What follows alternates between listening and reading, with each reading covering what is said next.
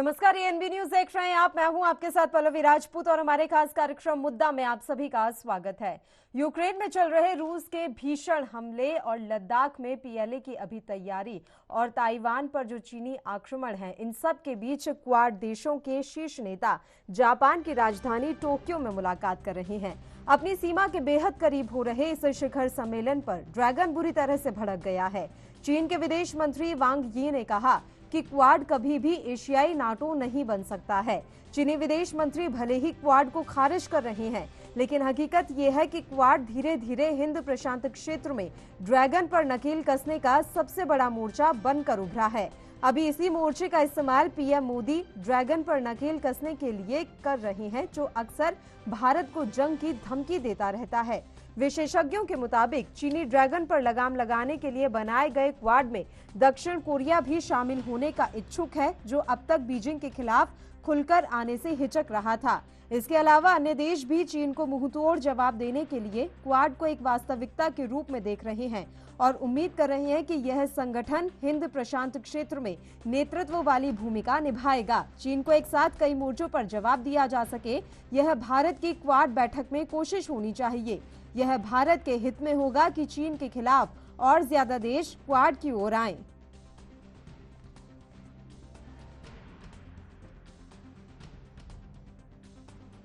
Right now, we have several international issues of getting the attention of the world community.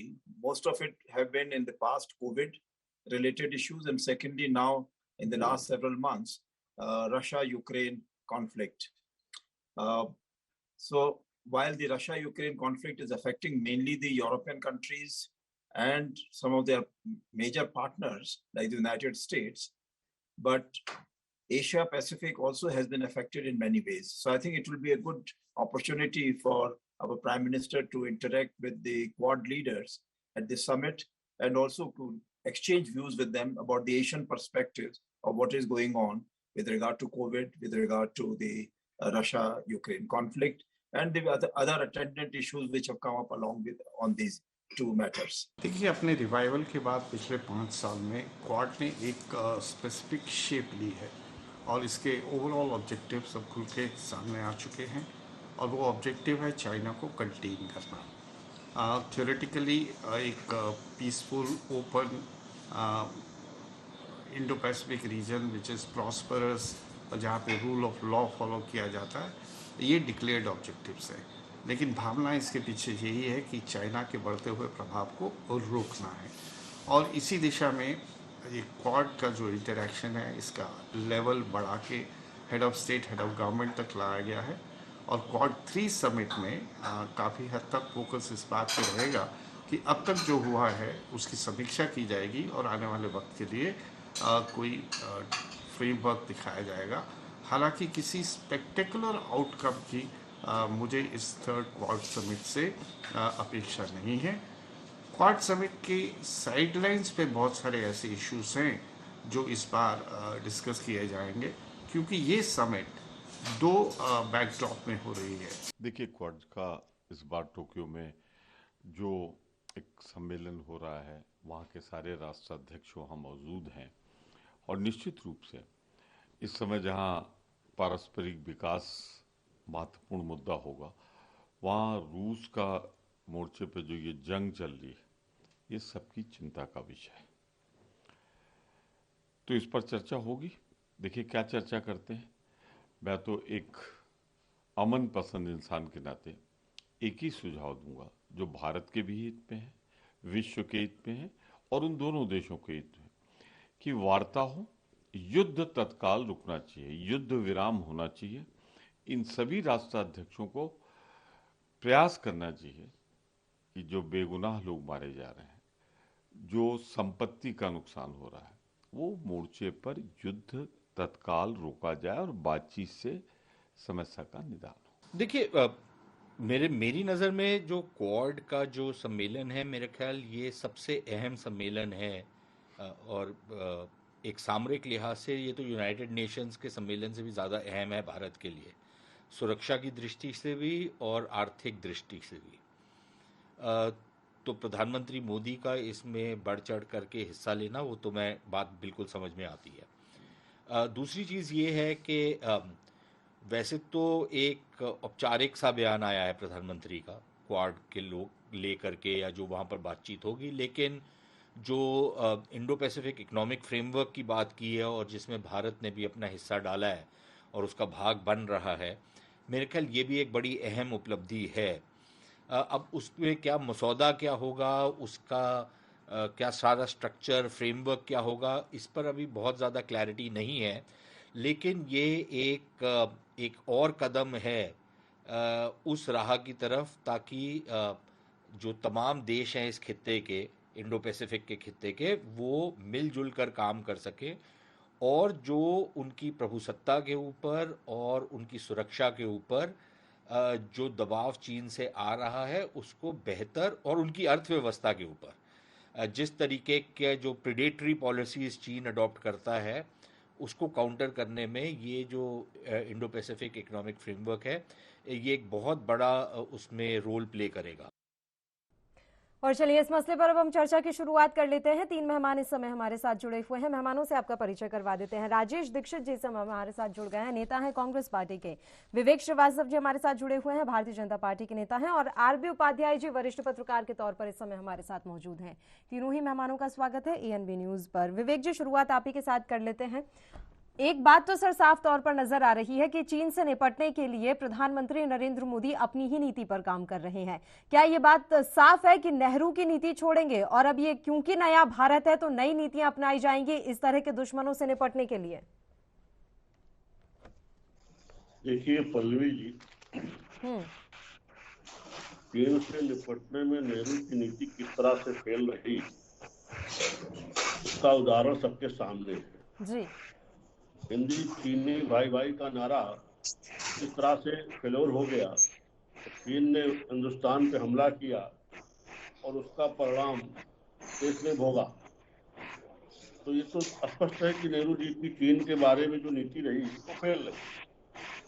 और चीन जिस तरह से आर्थिक ताकत है, सामरिक ताकत है, और जिस तरह से उसकी तमाम चेष्टाएं रहती है समय समय पे, उन चेष्टाओं का, उन हरकतों का मुंहतोड़ जवाब इस तरह से नरेंद्र मोदी जी के नेतृत्व में नया भारत दे रहा है, उसको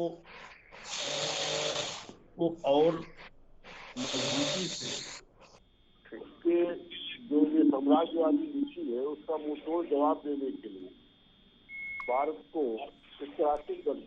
विवेक जी हम तुरंत लौटेंगे आपके पास। अभी हम अपने दर्शकों को जानकारी दे दें कि यूक्रेन में चल रहे रूस के भीषण हमले, लद्दाख में पीएलए की जंगी तैयारी और ताइवान पर मंडराते चीनी आक्रमण के खतरे के बीच क्वाड देशों के शीर्ष नेता जापान की राजधानी टोक्यो में मुलाकात कर रहे हैं। आपको बता दें कि क्वाड की बैठक के दौरान पुतिन पर जो बाइडेन जमकर बरसते हुए नजर आए। रूस यूक्रेन युद्ध को लेकर अमेरिकी राष्ट्रपति जो बाइडेन काफी नाराज नजर आए। उन्होंने रूसी राष्ट्रपति व्लादिमीर पुतिन को जमकर खरी खोटी सुनाई। उन्होंने कहा कि पुतिन एक संस्कृति को खत्म करने की कोशिश कर रहे हैं। यह केवल यूरोप का मुद्दा नहीं है बल्कि वैश्विक मुद्दा है। रूस ने यूक्रेन पर गेहूं निर्यात करने की पाबंदी लगा दी है, जिससे पूरी दुनिया में भोजन संकट पैदा हो सकता है। बाइडेन ने पुतिन को चेतावनी देते हुए कहा कि रूस जंग को जितना लंबा खींचेगा हम यूक्रेन की और मदद करेंगे। वहीं क्वाड देशों की बैठक के बीच व्हाइट हाउस ने भी आज अपना बयान जारी किया। व्हाइट हाउस ने कहा कि क्वाड के सदस्य देश अंतरिक्ष आधारित पृथ्वी अवलोकन डेटा के मुक्त, पूर्ण और खुले साझाकरण के लिए अपनी प्रतिबद्धताओं को मजबूत करेंगे।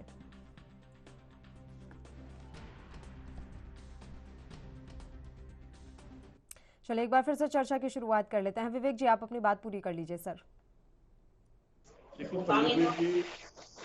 चीन अपने साम्राज्यवादी चेष्टाओं से बाज नहीं आता और चीन की सीमा से सटे हुए देश है, सबको उसने अपने साम्राज्यवादी नीति के तहत तंग कर रखा। इस नीति का मुंहतोड़ जवाब देने के लिए भारत को इस तरह से आर्थिक सहयोग संगठन की आवश्यकता है। आज आर्थिक ताकत, सामरिक ताकत एक दूसरे से पूरक हो चुकी है। आर्थिक ताकत आप पा सकती है, सामरिक ताकत में आप कमजोर हो तो भी किसी काम की नहीं। दोनों ताकतें जब आपके पास रहेंगी तभी आपकी आर्थिक साम्राज्य सुरक्षित रहेगा। ऐसी स्थिति में जो ये सम्मेलन हो रहा है, इसमें मोदी जी गए हुए हैं, क्वाड शिखर सम्मेलन में, ये बहुत महत्वपूर्ण सम्मेलन है। और इस को मैं बहुत स्पष्ट शब्दों में मैं कह सकता हूँ कि जिस तरह से यूएनओ अपनी स्वीकार्यता या अपनी अपरिहार्यता खोता जा रहा है, उस स्थिति में इस तरह का सहयोग संगठन बहुत महत्वपूर्ण हो जाता है, खासकर भारतीय की। बिल्कुल सर, आपके हिसाब से प्रधानमंत्री मोदी की जो नीति है वो चीन से निपटने के लिए काफ़ी ज़्यादा सही है। इसका जवाब हम राजेश जी से भी लेंगे, क्योंकि आपने एक वक्तव्य में, शुरुआती वक्तव्य में आपने एक बात कही कि नेहरू की नीति विफल रही थी। अब ये जवाब या तो आरबी उपाध्याय जी दे सकते हैं वरिष्ठ पत्रकार के तौर पर कि नेहरू की नीति और पीएम मोदी की नीति में कितना अंतर है, या फिर राजेश जी बता सकते हैं कि नेहरू की नीति और प्रधानमंत्री की नीति में कहाँ अंतर रहा। और क्योंकि वो विपक्ष में बैठे हैं तो जाहिर सी बात है कि वो नेहरू की नीति को ही ज़्यादा कारगर बताएंगे, तो हम उनसे बातचीत करेंगे। उससे पहले एक बार जो क्वाड की मीटिंग के दौरान बातें हुई हैं वो हम आप तक पहुंचा देते हैं कि क्या कुछ बातें कौन से नेता की तरफ से रखी गई हैं। तो जैसा कि हमने आपको बताया कि अमेरिकी राष्ट्रपति जो बाइडेन काफी नाराज नजर आए, वो पुतिन पर जमकर बरसे हैं, क्योंकि रूस यूक्रेन युद्ध का जो मुद्दा है वो क्वाड की बैठक के दौरान उठा। इसके अलावा व्हाइट हाउस ने भी अपना आज एक बयान जारी किया है। व्हाइट हाउस ने कहा है कि टोक्यो शिखर सम्मेलन में क्वाड नेता एक प्रमुख समुद्री पहल का स्वागत करेंगे, जिसके तहत चारों देश समुद्री डोमेन जागरूकता के लिए इंडो पैसिफिक पार्टनरशिप करेंगे, जो कि डार्क शिपिंग की ट्रैकिंग की अनुमति देगा। वहीं ऑस्ट्रेलियाई पीएम, जो कि अभी नए नए बने हैं, पीएम एंथनी अल्बानीज ने कहा कि मेरी सरकार आपके देशों के साथ काम करने के लिए प्रतिबद्ध है। नई ऑस्ट्रेलियाई सरकार जलवायु परिवर्तन पर कार्रवाई करने और आर्थिक, साइबर, ऊर्जा, स्वास्थ्य और पर्यावरण सुरक्षा के माध्यम से अधिक लचीला हिंद प्रशांत क्षेत्र के निर्माण को प्राथमिकता देती है। क्वाड समिट के शुरुआती संबोधन में ऑस्ट्रेलियाई पीएम एंथनी अल्बनीज ने कहा कि हम इस बात को स्वीकार करते हुए कार्य करेंगे कि प्रशांत महासागर के द्वीप राष्ट्रों के लिए जलवायु परिवर्तन मुख्य आर्थिक और सुरक्षा चुनौती है। मेरी सरकार 2030 तक उत्सर्जन में 43% की कमी करने का एक लक्ष्य निर्धारित करेगी और 2050 तक शुद्ध शून्य उत्सर्जन के लिए ट्रैक पर लाएगी। उन्होंने कहा कि जैसा कि हिंद प्रशांत क्षेत्र ने नया आकार दिया है, क्वाड साझेदारी की अब पहले से कहीं ज्यादा जरूरत है। इस क्षेत्र में खासा ध्यान देने की जरूरत है। क्वाड की बैठक में हमारे देश के प्रधानमंत्री नरेंद्र मोदी ने कहा कि कोरोना की प्रतिकूल स्थिति के बावजूद हमने वैक्सीन वितरण, जलवायु कार्रवाई, आपूर्ति श्रृंखला लचीलापन, आपदा प्रतिक्रिया, आर्थिक सहयोग और अन्य क्षेत्रों के लिए अपना समन्वय बढ़ाया है। इसने इंडो पैसिफिक में शांति, समृद्धि और स्थिरता सुनिश्चित की है। क्वाड बैठक में पीएम मोदी के बाद बाइडेन ने संबोधित किया। उन्होंने रूस यूक्रेन जंग पर चिंता जताई और कहा कि यह सबसे बड़ा मानव संकट है। उन्होंने कहा कि मानवाधिकारों की रक्षा होनी चाहिए। अमेरिकी राष्ट्रपति जो बाइडेन ने कहा कि क्वाड के पास भविष्य में बहुत काम है। हिंद प्रशांत क्षेत्र को शांतिपूर्ण और स्थिर रखने के लिए हमें एकजुट होना होगा। वहीं पीएम मोदी ने क्वाड में शुरुआती संबोधन में कहा कि थोड़ी ही समय में क्वाड ने अहम जगह बनाई है। आपसी सहयोग से प्रोत्साहन मिल रहा है। उन्होंने कहा कि क्वाड की संभावना बहुत व्यापक है। टोक्यो में मित्रों के बीच होना सौभाग्य है। आर्थिक सहयोग से समन्वय बढ़ा है। इंडो पैसिफिक क्षेत्र में शांति सुरक्षा बढ़ रही है। क्वाड की जो छवि है वो सुदृढ़ होती जा रही है। पीएम मोदी ने कहा कि क्वाड के स्तर पर हमारे आपसी सहयोग से मुक्त, खुले और समावेशी इंडो पैसिफिक क्षेत्र को प्रोत्साहन मिल रहा है, जो हम सभी का साझा उद्देश्य है।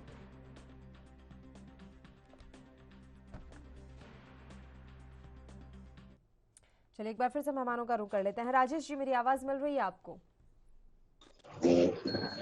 राजेश जी, विवेक श्रीवास्तव जी जो कि भारतीय जनता पार्टी के नेता हैं, वो हमारे साथ जुड़े हैं और उन्होंने अपने शुरुआती वक्तव्य में कहा कि चीन के खिलाफ जो नेहरू की नीति थी वो विफल रही थी और अब प्रधानमंत्री के द्वारा जो नीतियां बनाई जा रही हैं या वर्तमान सरकार की जो विदेश नीति है वो चीन के खिलाफ एक कड़ा रुख अख्तियार करेगी। देखिए पल्लवी जी, धन्यवाद पहली बात आपको तो मैं देना चाहता हूँ कि आपने इस तरह का प्रोग्राम किया और सबकी बातें आप सुन रही हैं। मैं भाजपा जी के नेता जी को बताना चाहता हूं कि जब भी इनके प्रधानमंत्री जहां कहीं भी फेल होते हैं, कुछ काम नहीं कर पाते हैं, वहां पर नेहरू जी की नीतियों को लागू कर देते हैं। आज ये देश 70 साल हो गए आजाद हुए, तब से चल रहा है, तो क्या इनकी नीतियों से चल रहा था? नेहरू जी की नीतियां थी जो आज चल रहा है। और आज जब भी गरीबी बेरोजगारी आती है तब ये कह देते हैं नेहरू जी की देन है। सत्ता में ये बैठे हैं, सरकार ये चला रहे हैं, और घूमने के लिए, पिकनिक मनाने के लिए प्रधानमंत्री जी घूमने गए, इनके पास कोई ऐसे विदेशी मुद्दा नहीं है जिससे ये देश को अपने मजबूत कर रहे हैं। बेरोजगारी फैली हुई है, महंगाई बढ़ी हुई है, इसके लिए प्रधानमंत्री अपने देश में नहीं जा रहे हैं। राजेश जी मैं आपकी बात सुन लेती सर, लेकिन मुझे बीच में आपको टोकना पड़ेगा। मैं जानना चाहती हूँ कि आप भी चीन की तरह क्वाड के औचित्य पर सवाल उठा रहे हैं। हेलो, मेरी आवाज मिल रही है राजेश जी? जी, मैं आपसे जानना चाह रही हूँ सर कि आप भी चीन की तरह क्या क्वाड के औचित्य पर सवाल उठा रहे हैं कि ये क्वाड क्यों बना, इसका सम्मेलन क्यों हो रहा है, ये मीटिंग क्यों हो रही है? जो सवाल चीन उठा रहा है, क्या वही सवाल कांग्रेस पार्टी के भी हैं? नहीं, कांग्रेस पार्टी इस बात को नहीं कह रही, लेकिन कांग्रेस पार्टी ये कह रही कि इसके साथ साथ हमारे प्रधानमंत्री जी को अपने देश के बारे में भी तो सोचना है, अपने देश के अंदर क्या हो रहा है उसके बारे में भी तो सोचना है। बेरोजगारी, महंगाई आप देख रहे हैं चरम सीमा पर, उसके पर भी सम्मेलन करना चाहिए, उस पर चर्चा करना चाहिए। अपनी सीमाएं मजबूत हो, हम इसके विरोध में नहीं, ये तो अच्छी बात है। लेकिन यहाँ पे नेहरू जी का कहाँ से आ गया? नेहरू जी दोषी कहाँ से हो गए? जहाँ मजबूत होते हैं वहाँ पे नेहरू जी नहीं, इनका श्रेय रहता है, और जब जहाँ ये फेल है वहाँ पर नेहरू जी को दोष दिया जाता है। मेरा कहना ये है। आरबी उपाध्याय जी, एक तो मुझे ये समझ में नहीं आता सर, इनके प्रधानमंत्री उनके प्रधानमंत्री क्या होते हैं? क्या जब लोकसभा के चुनाव हो रहे होते हैं तो ये कहकर वोट डाला जाता है कि ये तो बीजेपी के प्रधानमंत्री रहेंगे या कांग्रेस पार्टी के रहेंगे? आ रही हूँ दीक्षित साहब, आ रही हूँ आपके पास। पहले उपाध्याय जी से है मेरा ये सवाल सर, मैं लौटूंगी आपके पास। उपाध्याय जी, देखिए ये विडम्बना है पल्लवी। प्रधानमंत्री देश का होता है, किसी पॉलिटिकल पार्टी का नहीं होता।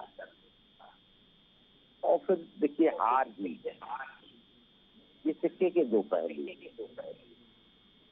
बीजेपी 2 सीट पर थी, आज यहाँ तक पहुंची है। आज कांग्रेस का डाउनफॉल है, कल क्या होगा ये भविष्य के गर्त में। देखिए कुछ बेसिक चीजें हैं जिनका आकलन हम सब करते हैं। नेहरू जी की नीति शांति की नीति थी और उन्हें लगता था कि चीन आक्रमण नहीं करेगा। हिंदू चीनी भाई भाई का नारा दिया गया था, लेकिन जैसा कि चाइना का चरित्र है, हमला हुआ, हम तैयार नहीं थे।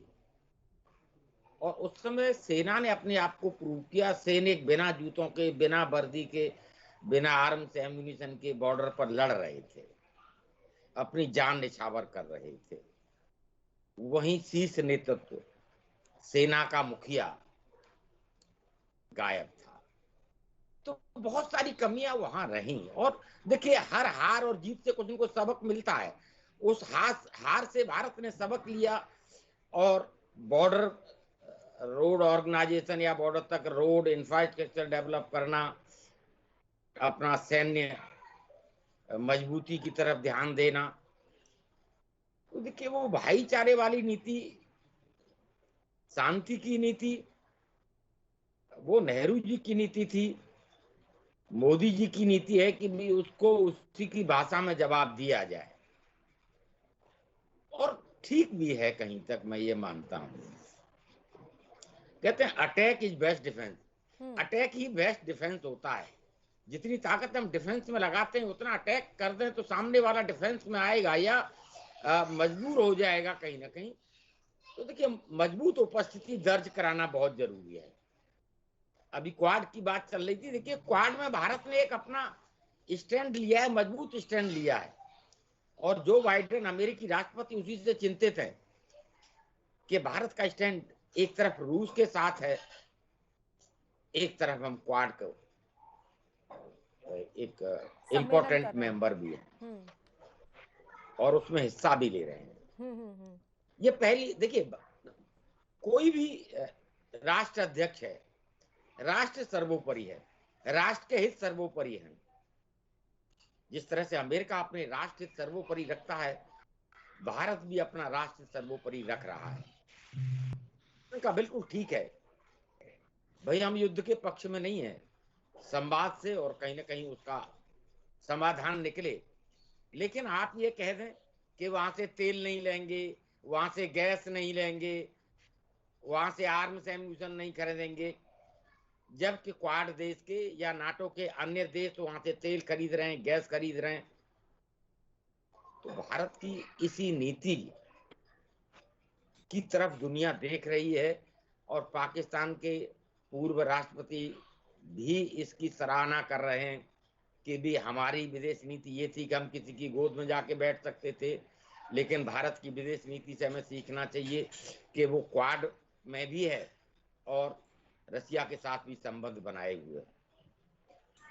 तो ये होता है, देखिए एक छोटी सी भूल बहुत पीछे ले जाती है और एक छोटी सी तैयारी बहुत आगे ये तक बातें लेके कहाँ जाती है। तक ठीक है उपाध्याय जी, जो अभी राजेश जी बोल रहे थे कि आप घर के अंदर जो हो रहा है उस पर तो देखिए, उस पर तो बात कीजिए। महंगाई के बारे में वो बोलना चाह रहे थे, बेरोजगारी के बारे में वो कहना चाह रहे थे, महिला सशक्तिकरण के बारे में वो बोलना चाह रहे थे, तमाम चीजें थी। उनका ये कहना है कि पहले आप इन पर ध्यान दीजिए, उसके बाद आप बाहर की चीजों पर जाइएगा। और एक शब्द दीक्षित साहब ने इस्तेमाल किया, घूमने गए हैं आपके प्रधानमंत्री। क्या वाकई में जो उनकी विदेश यात्राएं होती हैं वो उनका वेकेशन होता है, जैसे कि राहुल गांधी इटली जाते हैं अपनी नानी के घर? देखिए, घूमने भी जाते हैं और घूमने जाने के पीछे भी मंतव्य होते हैं। मान लीजिए मैं आपके घर जा रहा हूँ, आपके घर दूसरे लोग तो यही सोचेंगे कि भाई मैं घूमने गया हूँ, लेकिन मेरे मन में भी कुछ चल रहा होगा। मैं आपके घर घूमने जाऊंगा तो आपसे दो बात करूंगा, अपने मन की बात करूंगा और आपकी भी दो बात सुनूंगा, तो उससे भी संबंध मधुर होते हैं और संबंध कहीं ना कहीं काम आते हैं। तो कोई किसी भी तरीके से सोच सकता है। आंतरिक परिस्थितियां विषम हैं, मैं मानता हूं। आर्थिक दबाव है, बेरोजगारी बढ़ी है, इसे नकारा नहीं जा सकता। महंगाई अपने चरम पर है, इसे नकारा नहीं जा सकता। और मैं समझता हूं जो भी सत्ता में है वो भी कहीं ना कहीं चिंतित होंगे और इसी चिंता के उसमें परिदृश्य में आप देखेंगे कि पेट्रोल डीजल के रेट सरकार ने घटाए हैं जी। ये नहीं है। देखिए देखो, हर सरकार, कोई भी चुनी हुई सरकार हो, वो कोशिश वही करती है। कांग्रेस भी अपना बेस्ट एफर्ट्स करती थी और बीजेपी है वो भी अपने बेस्ट एफर्ट्स कर रही है। जहां तक चाइना का प्रश्न है, देखिए चाइना आज आर्थिक शक्ति है, सामरिक ताकत है, इसे भी नहीं नकारा जा सकता। और हमारा पड़ोसी है, इसे नहीं नकारा जा सकता। उसकी विस्तारवादी नीति है, उसे भी नहीं नकारा जा सकता। उसको टक्कर देने के लिए हमें कहीं ना कहीं मजबूती से खड़ा रहना है और विश्व परिदृश्य पर बिल्कुल पैनी नजर रखनी है। एक तरफ हम रूस की तरफ भी हैं, दूसरी तरफ हम क्वाड में भी हैं। अगर चाइना कुछ गुस्ताखी करता है, इन केस अगर रूस भी उसके साथ लचीला रवैया अपनाता है, तो हम अलग थलग न पड़ जाएं। वहां क्वाड से हमें मजबूती मिलेगी। ये भी एक महत्वपूर्ण राजनीतिक पहलू है और भारत बखूबी इस रोल में मैं समझता हूं आगे बढ़ रहा है। ठीक है। भारत जानता है कि चाइना और रूस के रिश्ते भी कहीं ना कहीं परवान चढ़ रहे हैं। ऐसी स्थिति में अगर दोनों एक हो जाते हैं और रसिया से कोई मदद नहीं मिलती है तो हम अकेले न पड़ जाएं। इसलिए हमें इधर भी और उधर भी, दाएं और बाएं, दोनों तरफ ध्यान रखना है और दोनों में सामंजस्य स्थापित करते हुए अपने राष्ट्र हितों को आगे बढ़ाना है। और देखिए मैं कहूंगा एक सुअवसर है ये पल्लवी। देखिए बहुत सारे देश चाइना से मोहभंग हो रहा है, वहां से अपना पूंजी निवेश हटा रहे हैं। तो भारत की ये कोशिश होनी चाहिए कि ज्यादा से ज्यादा पूंजी निवेश, चाहे वो जापान है, चाहे वो ऑस्ट्रेलिया है, चाहे वो अमेरिका है, भारत में करें। भारत में मैन्युफैक्चरिंग यूनिट लगाएं, यहाँ उत्पादन हो और विदेशों में उसका निर्यात हो। जिस तरह से चाइना ने शुरुआत में किया, तो भारत के लिए सुनहरा मौका है। हम कितना इसको लाभ ले पाते हैं, ये हमारी लीडरशिप पर निर्भर है कि वो लीडरशिप कितना आगे जाकर इन देशों को अपनी तरफ लेके आती है और पूंजी लेके आती है, और यहाँ नए संयंत्र लगेंगे तो रोजगार भी मिलेगा, महंगाई भी काबू होगी। तो इसलिए मैंने कहा कि सुनहरा अवसर है। सिर्फ लीडरशिप के ऊपर डिपेंड करता है कि हमारी लीडरशिप कितनी कामयाब है इसका मौके का फायदा उठाने के लिए। क्यों बांग्लादेश जैसा छोटा देश जो हमारा वस्त्र उद्योग था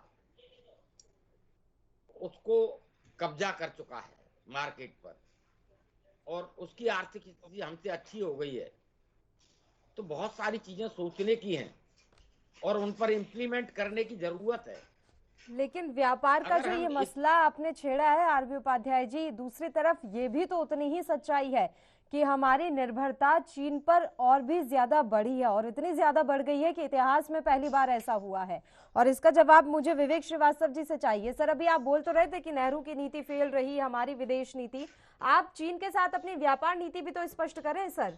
आपका व्यापार तो $100 मिलियन के पार पहुंच रहा है, और ऐसा पहली बार हो रहा है चीन के साथ। और दूसरी तरफ इतनी आक्रामकता दिखाई जा रही है, क्वाड सम्मेलन आयोजित हो रहे हैं, उनमें विस्तारवादी नीतियों पर प्रहार करने की बात की जा रही है, इंडो पैसिफिक जो क्षेत्र है उसकी मजबूती, उसके संगठित होने की बात की जा रही है, लेकिन दूसरी तरफ व्यापार उतना ही बराबर चल रहा है। ऐसा कैसे संभव हो सकता है?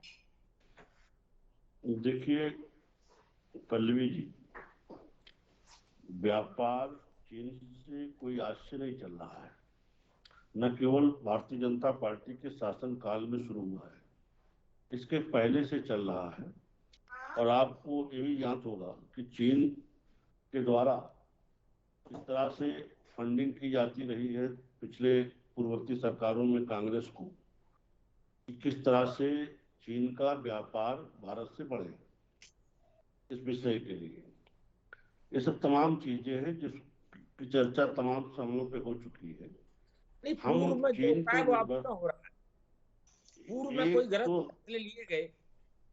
एक तरफ हम चीन पर, सुन लीजिए, एक तरफ तो हम चीन पे अपनी निर्भरता कम करने के लिए काम कर रहे हैं।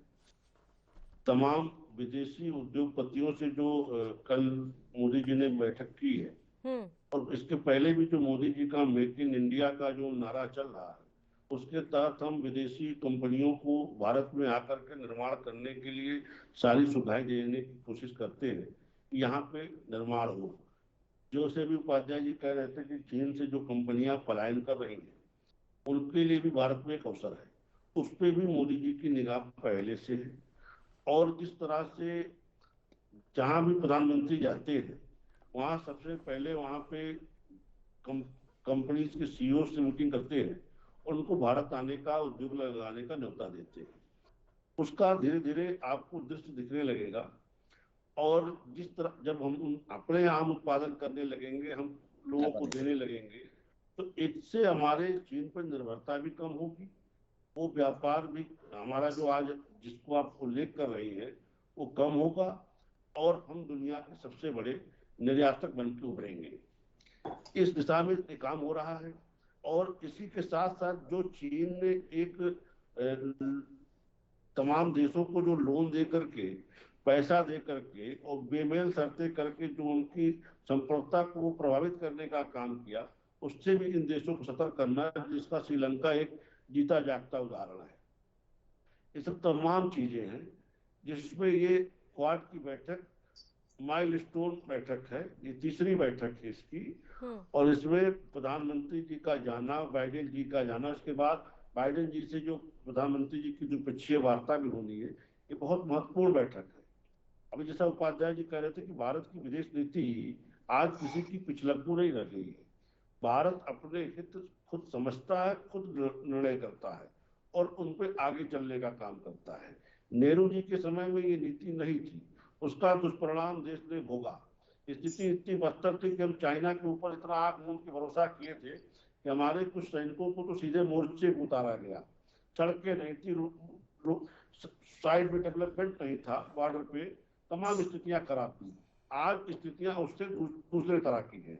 भारत अपने समकक्ष लोगों की आंख में आंख डाल के देखता है और जैसे को तैसा जवाब देने में सक्षम है। नरेंद्र मोदी जी के नेतृत्व में भारत की विदेश नीति बहुत परिपक्व होकर उभरी है। उसका परिणाम पूरी दुनिया ने देखा है और लोग देख रहे हैं। अभी जैसा हमारे कांग्रेस के मित्र इंटरनल पॉलिटिक्स की बात कर रहे थे, देखिए आंतरिक मोर्चे पे भी भारतीय जनता पार्टी और हमारे प्रधानमंत्री को जनता का पूरा समर्थन हासिल है। यही कारण है कि हम दूसरे चुनाव में भी पिछले अंकों से ज्यादा नंबर से आए। अब रही बात जो ये कह रहे हैं कि मौज मस्ती के लिए चले गए, घूमने टहलने चले गए, इस तरह की भाषा इनको उल्लेख नहीं करनी चाहिए। ये विदेश नीति का मामला है और एक दो राष्ट्रों के संबंध का विषय है। ये राहुल गांधी की नेपाल यात्रा नहीं है। इस तरह की यात्राएं हमारे प्रधानमंत्री जी नहीं करते। ये प्रधानमंत्री की यात्रा, इस पर गंभीरता से वक्तव्य देना चाहिए। राजेश जी जी पल्लू जी बताएं सर, बड़ी बात कह रहे हैं विवेक श्रीवास्तव जी की प्रधानमंत्री की इस तरह की यात्राओं को गंभीरता से लें। बिल्कुल, देखिए हम बात को ये समझते हैं कि प्रधानमंत्री हैं, वो हमारे देश के प्रधानमंत्री हैं। जब इनके नेता जाए तो वो नहीं, हमारे नेता जाए तो पिकनिक मनाने जाते हैं। ठीक है, उनका प्रोटोकॉल है, प्रधानमंत्री हैं, लेकिन कहीं ना जब प्रधानमंत्री हैं तो कुछ ना कुछ बहाने चाहिए है। रही बात देश की, तो हम तो ये कह रहे हैं कि देश हमारा चारों तरफ से मजबूत हो, सीमाएं मजबूत हों। लेकिन जब कांग्रेस की सरकार रही तो देश मजबूत होता रहा, आज भी देश मजबूत हो रहा। लेकिन जब इनकी नीतियां, जहां ये फेल होते हैं वहां पर नेहरू जी के नाम, नेहरू जी की नीतियां खराब थी। आज देश प्रगति पर है तो क्या देख नेहरू जी की नीतियां लागू नहीं होती? आज देश समृद्धशाली है, सबसे लड़ने को तैयार है, और कितना भरोसा ये अमेरिका पर कर सकते। उस समय हमारे प्रधानमंत्री जी नेहरू जी ने भरोसा किया चीन पर, चीन ने गद्दारी की मान लीजिए, तो आज ये किस बात की गारंटी दे सकते हैं कि अमेरिका कब तक इनका साथ देगा? और आप जैसे अब उपाध्याय जी ने कहा कि यहाँ पर चीन का व्यापार इतना बड़ा हुआ, उस पर आप लगाम नहीं लगा पा रहे हैं। अब विदेश नीति की बात करते हैं, मजबूती की बात करते हैं। हम देश के मजबूत करने के साथ में, इनके हर तरह से साथ में कि देश हमारा सीमाएं मजबूत हों, हम हर देश के तत्पर तो उसमें बराबर हैं, क्योंकि इस देश को जितना योगदान कांग्रेस का रहा है, हमारी पार्टी का रहा है, वो किसी पार्टी का नहीं रहा है। लेकिन वैश्विक स्तर पर आप देखेंगे सर, तो जितना मजबूत नेता बनकर उभरे प्रधानमंत्री नरेंद्र मोदी, इससे पहले ऐसे कौन से प्रधानमंत्री रहे? और दूसरी तरफ हमने देखा है कि क्वाड सम्मेलन के लिए 2 दिवसीय यात्रा पर जब जापान पहुंचे प्रधानमंत्री मोदी, तो तस्वीरें सामने आई सर। लोगों में इतना उत्साह और उमंग किस वजह से है? इंदिरा गांधी जी रही, हमारे देश पर कितना लॉ महिला के नाम से जानी जाती रही है, विदेश नीति भी अच्छी थी, राजीव जी रहे, नेहरू जी रहे, आज तक ये देश चलता रहा जिनकी नीति सिद्धांतों में, तो कांग्रेस की सरकार थी।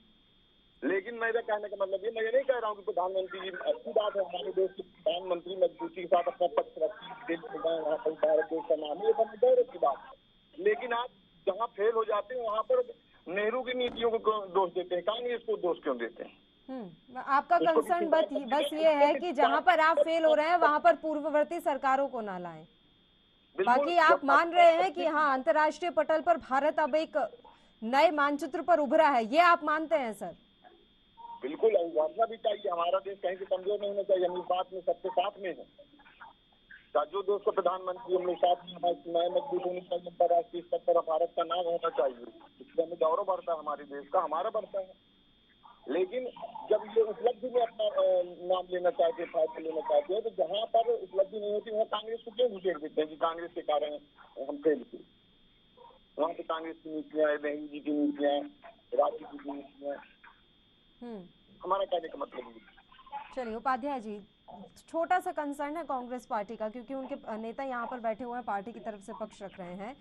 वो खुश तो है इस बात से कि हमारा देश अब अलग तरीके से उभर रहा है, ख्याति बढ़ रही है, लेकिन दुख इस बात का है कि जहां पर भी मोदी सरकार फेल हो जाती है वहां पर कांग्रेस पार्टी को बीच में क्यों लाया जाता है?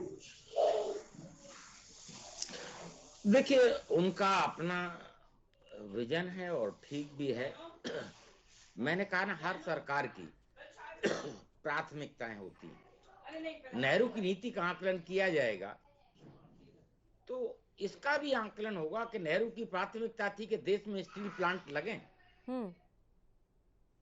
जो आगे बढ़ने के लिए, तरक्की के लिए एक बेसिक पैरामीटर है। और उसी नीति का परिणाम है कि रसिया से हमने 5 स्टील प्लांट लगाए जी। हमारे यहाँ स्टील बनने लगा, हमारे यहाँ कल पुर्जे बनने लगे, हमारे यहाँ मझगांव गोदी जहां हम बारसिप बनाते हैं, इंफ्रास्ट्रक्चर डेवलप हुआ था। इसे नकारा नहीं जा सकता, चाहे चंद्रयान मिशन हो, चाहे मंगल मिशन हो। तो देखिए, ऐसा नहीं है कि भी नेहरू ने कुछ नहीं किया। जब कोई करता है और उसके वर्क का आकलन होता है तो उसमें कुछ अच्छाई भी होती है, कुछ बुराइयां भी होती हैं। जहां चीन की नीति उनकी फेल रही, वहां औद्योगिक नीति सक्सेस भी रही। आप देखेंगे नए नए उद्योग लगे, कल कारखाने लगे और हम आगे बढ़े। उनकी प्राथमिकता भी अगर यही होती कि भी मूर्तियां लगा दें, या जैसे मायावती जी ने पार्क बनाए थे वैसे पार्क बना दें, न लगाते इंडस्ट्री। क्या जरूरत थी इंडस्ट्री लगाने की, स्टील प्लांट लगाने की? तो ऐसा नहीं नकारा जा सकता है। हर व्यक्ति की, हर सरकार की अपनी प्राथमिकताएं होती हैं। नेहरू की भी अपनी प्राथमिकताएं थी और उसी का परिणाम था कि एक रोड मैप तैयार हुआ और इंडस्ट्रियलाइजेशन इस देश का हुआ। अन्न के मामले में आत्मनिर्भर हुए हम, कृषि क्रांति हुई, औद्योगिक क्रांति हुई, कुछ चीजें छूटी। मैं मानता हूं। तो देखिए, चीन पर निर्भरता, मान लीजिए कांग्रेस ने गलती की चीन पर निर्भरता बढ़ा करके, तो उसे सुधारेगा कौन? हम आज भी यही रोकते रहे कि वो कांग्रेस की गलती थी जी। तो हमें भी 8 साल हो गए, तो 8 साल में हमने कितनी निर्भरता कम की? धीरे धीरे ही कम करना चाहिए था, कम होना चाहिए था भाई। जो हमारा शत्रु राष्ट्र है, मित्र राष्ट्र नहीं है, अगर हम उससे व्यापार कर रहे हैं, उसको फायदा पहुंचा रहे हैं, तो एक तरीके से हम उसे मजबूत कर रहे हैं। जब हम उसे आयात करते हैं और तो और मूर्ति तक हम वहां बनवाते हैं, तो देखिए अच्छी पहल है। माननीय प्रधानमंत्री उस पर आगे बढ़ रहे हैं। मेक इन इंडिया का जो सपना है वो यही है। और मैं फिर वही कहूंगा, आकलन होता है हर कार्यकाल का। इस कार्यकाल का भी आकलन होगा तो देखा जाएगा इस कार्यकाल में, मोदी जी के कार्यकाल में कितना इंडस्ट्रियलाइजेशन, कितनी पूंजी निवेश, और हर क्षेत्र का आकलन होता है। इसका भी आकलन लोग कर रहे हैं और होगा। उपाध्याय जी, अभी चीन के विदेश मंत्री वांग यी ने कहा है कि क्वाड कभी भी एशियाई नाटो नहीं बन सकता है। ये सिर्फ उनकी बौखलाहट है या वाकई में उनके इस बयान में कोई सच्चाई है? यानी कि क्वाड को वो अभी उतना मजबूत या फिर प्रभावी नहीं मान रहे हैं। वो माने या न माने जी, देखिए, चाहे क्वाड है, चाहे नाटो है या दूसरे देश हैं, भारत अपने आप में एक शक्ति है। अमेरिका भी इस बात को जानता है कि बिना भारत को साथ लिए हुए हम न क्वाड को मजबूत बना सकते हैं, न चाइना का शिकंजा कस सकते हैं। और चाइना को भी अगर कहीं डर है तो भारत से ही डर है।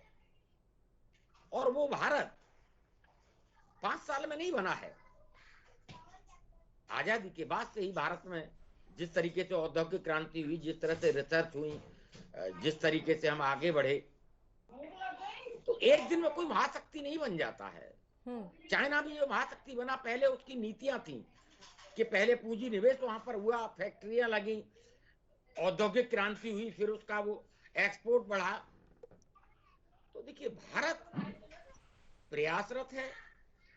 तो इस बात को चाइना भी जानता है कि अगर इस क्षेत्र में कोई चुनौती है तो वो भारत है। चाहे वो औद्योगिक क्षेत्र में है, चाहे वो सैन्य क्षेत्र में है, चाहे वो आबादी के क्षेत्र में है। भारत एक मजबूत राष्ट्र है और ये मजबूती सभी देशों को इस ओर आकर्षित करती है। हर देश चाहता है कि भारत उसके साथ खड़ा हो। तो भारत की अपनी छवि है। और फिर भारत का नेतृत्व, देखिए ये नेतृत्व की भी एक कहते हैं ना, बहुत बड़ी खूबी होती है। और मोदी जी का ये, वो जहां जाते हैं कनेक्ट करते हैं, चाहे बाइडेन हो चाहे पुतिन हो, हर एक के साथ एक पर्सनल केमिस्ट्री होती है। और वो मोदी जी जनता के साथ भी कनेक्ट करते हैं, तो विदेशी नेताओं के साथ भी कनेक्ट करते हैं, जो उनकी कनेक्टिविटी की एक जो कला है, तो भारत को उसका लाभ मिलता है।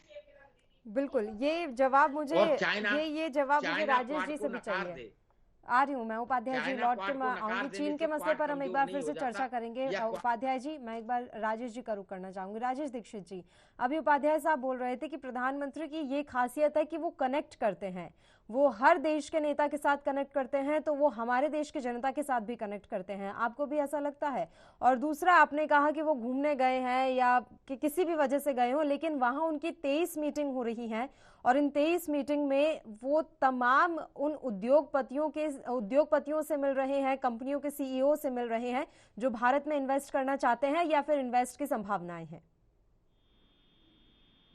देखिए, जैसे उपाध्याय जी ने बात कही जी कि पहली बात से सबको सहमत होना चाहिए, मैं भी सहमत हूँ कि आज देश हमारा इस स्थिति में पहुंचा है, तो 7 साल के इनके कामों से नहीं पहुंचा, तो आज शिखर पर।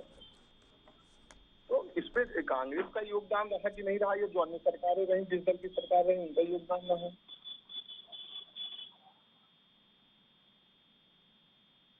मेरा सिर्फ कहने का मतलब ये है कि ठीक है, हमारे प्रधानमंत्री जी हैं, बहुत अच्छा बोलते हैं, परोसते हैं, अच्छी बात है, दूसरे के देश के लोग यहाँ पर आए, उद्योग लगाएं, इस पर हमारा कभी विरोध नहीं रहा है।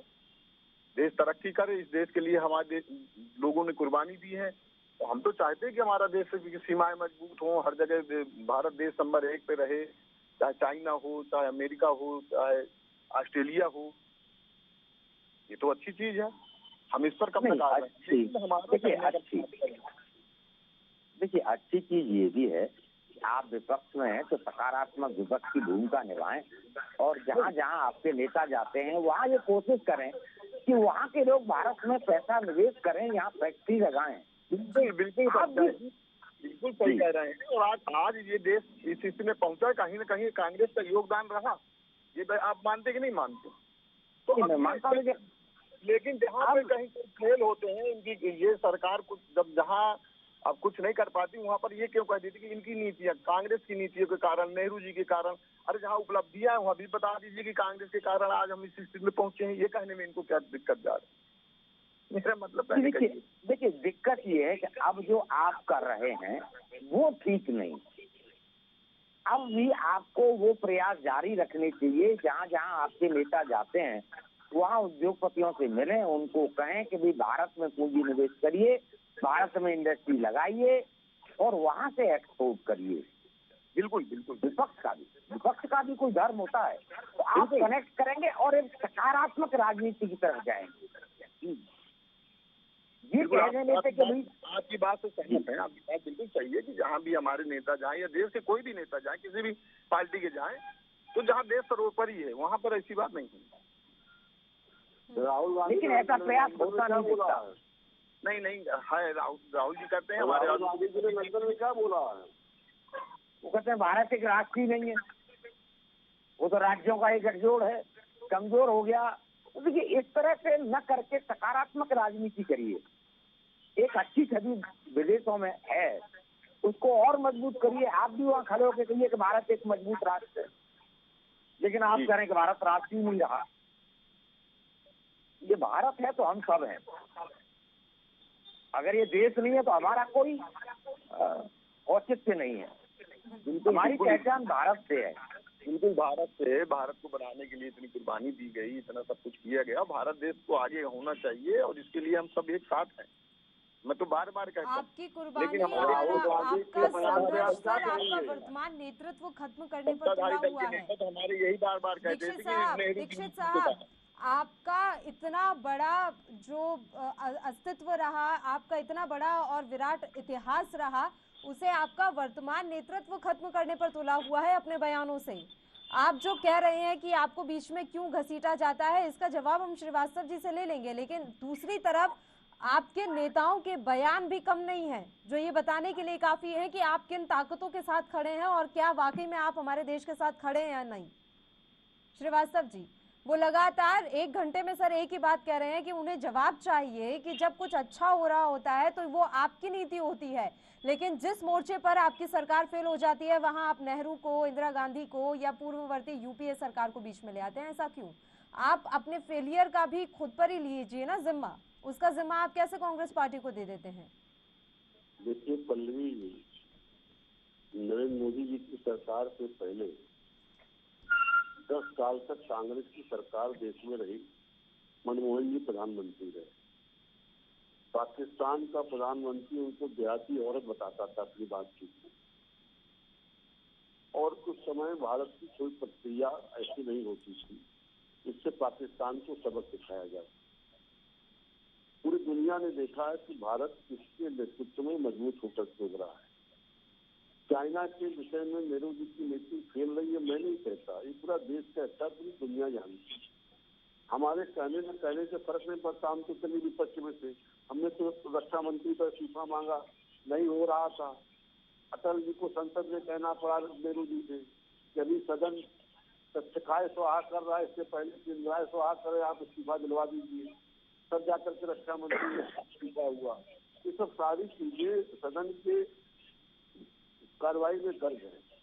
ये हम नहीं कहते, ये पूरा देश कह रहा है कि किन मुद्दों पे नेहरू फेल हुए, ये सब सबके संज्ञान में है।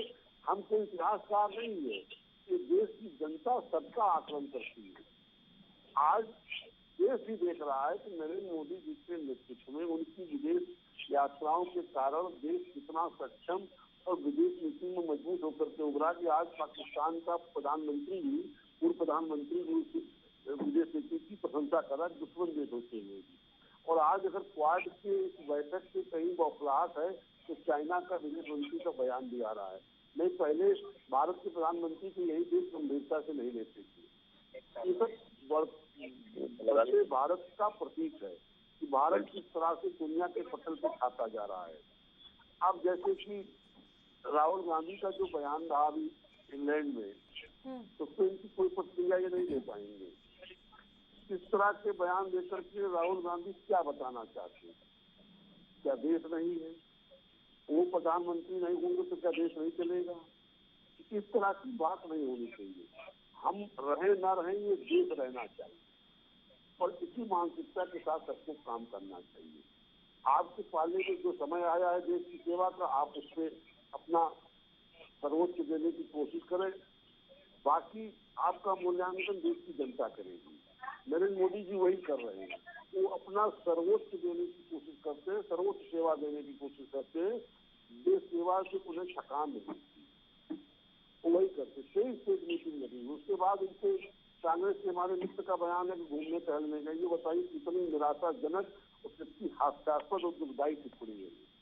इस टिप्पणी के लिए इनको एक बार माफी मांगनी चाहिए, पूरे देश से माफी मांगनी चाहिए। अगर ये कांग्रेस का आधिकारिक बयान है तो कांग्रेस को माफी मांगनी चाहिए, इनका व्यक्तिगत बयान है तो इनको व्यक्तिगत रूप से क्षमा प्रार्थना करनी चाहिए। ऐसे वक्तव्य देश के प्रधानमंत्री की यात्राओं के बारे में नहीं देने चाहिए। और वो भी राहुल गांधी जैसे जिस दल का नेता हो ऐसा हास्यास्पद बयान दे रहे हैं। अरे उस बयान के लिए माफी मांग लो। देश की किसी चीज के लिए आप माफी मांगोगे? चाइना से पैसा लेने के लिए माफी मांगोगे? इस तरह के बयान देने के लिए माफी मांगोगे? काय के लिए माफी मांगोगे? आपको माफी मांगने में समय लग जाएगा, बड़ी दिक्कतें आएंगी। गिनती नहीं आपको कितने चीजों की माफी मांगनी पड़ेगी। उसके बाद आप कहते हो कि माफी मांग दी थी, आप लोगों को माफी मांगने में कोई फर्क नहीं पड़ता। ये सब चीजें देश के सामने है। देश की जनता आपको आप पैकेट में रख देती ला करके, उसके बावजूद आप नहीं सुधर रहे हैं। कम से कम अपना आचरण सुधारिए। देश को लगे कि आप देश की जनता के साथ हैं। आप कभी भी देश की जनता के साथ खड़े नजर नहीं आते। लंदन का बयान राहुल गांधी का जितना निराशाजनक है उसकी कोई सराहना नहीं कर सकता। उपाध्याय जी, बहुत दुखद स्थिति है कांग्रेस विपक्ष की भूमिका निभाना ही नहीं चाहती। रचनात्मक विपक्ष की तो दूर की बात है। लगता ही नहीं देश की पार्टी, इनको लगता है कि इनको कहीं चाइना और पाकिस्तान से फंडिंग होती वही भाषा बोलते हैं। चलिए उपाध्याय जी, हमने कल भी इसी मसले पर बहस की थी, जापान का 2 दिवसीय दौरा प्रधानमंत्री नरेंद्र मोदी का। इससे पहले जब कांग्रेस पार्टी के प्रवक्ता जुड़े थे तो उन्होंने भी कोई खास अच्छी बातें जापान दौरे को या फिर क्वाड सम्मेलन को लेकर की नहीं थी। तो हम क्या समझें कि हमारे देश का विपक्ष अब सिर्फ विरोध करने के लिए विरोध कर रहा है? हकीकत में क्या सही है या क्या गलत, इससे किसी का कोई सरोकार नहीं। देखिए, विडंबना है ये पल्लवी। कोई भी पॉलिटिकल पार्टी हो जी, देश सर्वोपरि होना चाहिए, और देश का कहीं हित हो रहा है, देश का कहीं भला हो रहा है, तो उसमें सहयोग करना चाहिए। आज भारत जिस स्थिति में है वो विन विन पोजीशन में है।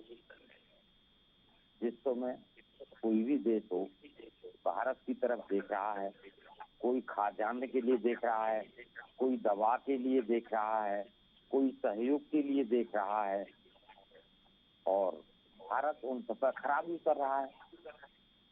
जहाँ जिन देशों को खाद्यान्न चाहिए वहाँ खाद्यान्न दे रहा है, जिनको दवा चाहिए उन्हें दवा दे रहा है, जिन देशों को टीका चाहिए उनको टीका दे रहा है, और लंका को आप देखेंगे कि पेट्रोल और डीजल भी दे रहा है, वहीं नेपाल को भी। तो देखिए, ये सब चीजें किसी राष्ट्र की छवि को मजबूत बनाती।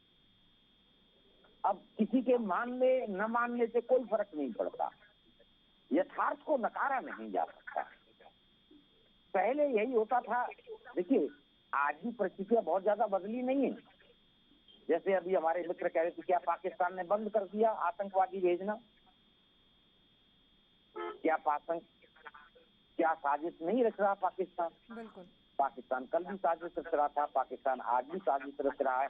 कल भी आतंकवाद फैला रहा था, आज भी आतंकवाद फैला रहा है। कल भी ड्रग्स भेज रहा था, आज भी ड्रग्स भेज रहा है। फर्क कहाँ आया? फर्क वहाँ आया कि पहले सेना के जवानों को अगर कोई कुकृत्य करता था तो हम ये नहीं कह पाते थे कि पाकिस्तानी आतंकवादी या पाकिस्तानी सेना के लोग, हम कहते थे नॉन स्टेट एक्टर। एक नया शब्द आ गया था, नॉन स्टेट एक्टर करके चले गए ये, तो वो शर्मनाक था। यानी हम ये नहीं कह पाते थे कि पाकिस्तानी आतंकवादी आकर हमारे सैनिकों का सर काट कर ले गए। तो वो जो सिचुएशन थी वो सिचुएशन बदली है, और अभी और बदलने की जरूरत है, और मजबूत होने की जरूरत है, और मजबूती से जवाब देने की जरूरत है। और किसी के नकार देने से क्वाड की प्रासंगिकता खत्म नहीं हो जाती है। क्वाड से चाइना भी चिंतित है, तो क्वाड से पाकिस्तान भी चिंतित है। अगर कुछ न हो तो चाइना का कोई बयान नहीं आता। चाइना भी इस बात को समझ रहा है कि जापान है, ऑस्ट्रेलिया है, अमेरिका है, और भारत जैसा एक मजबूत राष्ट्र भी उनके साथ खड़ा है, जो एक बहुत बड़ा चैलेंज चाइना के लिए। उस चाइना के लिए जो चीन समझता था कि हम विश्व में आर्थिक शक्ति और सैन्य शक्ति बनकर नंबर 1 पर पहुंचेंगे, आज उसको चैलेंज मिल रहा है। उस चीन को चैलेंज मिल रहा है जो क्वाड का कहता है कि ये कभी नाटो नहीं बनेगा, जो अंतर्राष्ट्रीय पंचायत का फैसला समुद्री मामले में नहीं मानता था, नहीं माना उसने। और जो विस्तारवादी नीति है उसकी वो किसी से छुपी नहीं। वो दक्षिणी कोरिया हो या दूसरी भी जो ताइवान, इस तरह के जो देश हैं वो भी चिंतित हैं। उन्हें डर है कि भी जिस तरीके से रूस ने यूक्रेन पर हमला किया है, चाइना भी वही सपने देख रहा है। इस तरह से छोटे छोटे जो राष्ट्र हैं इन पर वर्चस्व कायम करके या उन्हें अपने में मिला लिया जाए, और वो भारत को भी धमकाने की कोशिश करता है, आंख दिखाने की कोशिश करता है। तो भारत के पास भी सीमित विकल्प हैं और अच्छे विकल्प हैं। भारत उन पर आगे बढ़ रहा है, और चाइना इसीलिए असहज हो जाता है कि जापान, अमेरिका, रूस सभी कंट्री अगर भारत के साथ खड़े होंगे तो उसे गुस्ताखी करने से पहले 4 बार सोचना होगा। चलिए ठीक। और चाइना कभी नहीं चाहता कि भारत मजबूत हो। वो जानता है कि भारत में अपार संभावनाएं हैं। भारत उसे औद्योगिक क्षेत्र में भी मात दे सकता है। पॉपुलेशन के मामले में भारत एक बहुत सारा, जिस तरीके से चाइना में वर्क फोर्स है उससे ज्यादा वर्क फोर्स भारत के पास है। अगर इंडस्ट्री का पलायन होता है, पूंजी का पलायन होता है और वो भारत की तरफ होता है तो भारत चाइना से मजबूत होकर उभर सकता है। ये चाइना की सबसे बड़ी चिंता है। और इसीलिए उसने जब इंडस्ट्री और पूंजी निवेश शिफ्ट हो रहा था भारत की तरफ, उसने एक माहौल बनाया सीमा पर उस पूंजी निवेश को रोकने के लिए कि भारत और चाइना में युद्ध हो सकता है। और जब विश्व पटल पर ऐसा मैसेज गया कि भारत और चाइना में युद्ध हो सकता है तो जो पूंजी का पलायन था वो रुका। मुझे कहने में कोई गुरेज नहीं। तो आज भी चाइना यही चाहता है भारत स्थिर रहे। और वही एक बड़ी वजह है कि इस क्वाड सम्मेलन पर लगातार चीन की तरफ से प्रतिक्रियाएं आ रही हैं। हालांकि जानकारी तो ये भी मिल रही है कि दक्षिण कोरिया तो भी क्वाड में शामिल होना चाहता है और ये ठीक भी है कि चीन के खिलाफ और ज्यादा देश अगर क्वाड की ओर आएंगे तो चीन की जो शैली है या विस्तारवादी नीति है उस पर रोक लगने की संभावनाएं बढ़ जाएंगी। फिलहाल आप तीनों ही मेहमानों का शुक्रिया, चर्चा करने के लिए आप हमारे साथ जुड़े और आपने अपना समय हमें दिया। इसी के साथ मुद्दा में भी इतना ही। मुझे दीजिए इजाजत। देश और प्रदेश के तमाम ताजा खबरों के लिए आप बने रहिए हमारे साथ। नमस्कार।